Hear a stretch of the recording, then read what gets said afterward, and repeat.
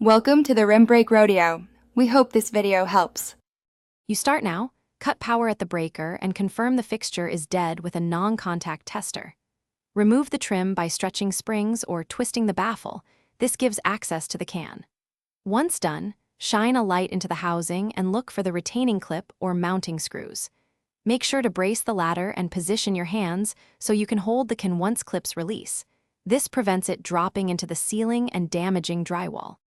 You now work on the middle steps. Locate and release the retaining clips by squeezing or pushing them toward the housing. If there are screws, back them out fully. Once the can is loose, pull it down slowly while supporting its weight. This prevents tugging on wires. Identify the wiring method. If there are quick connects, depress the tab and separate. If permanent splices exist, cut the feed and leave about 6 inches of conductor for future work. Keep wires organized. You finish by lifting the can out of the ceiling opening or removing the plaster ring, taking care not to enlarge the hole. Inspect the junction box and wiring for damage or overheating.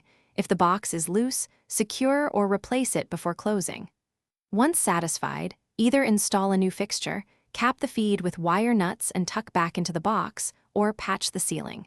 If the light flickers after reinstallation, first confirm the breaker and connections. Loose wires cause most post-install.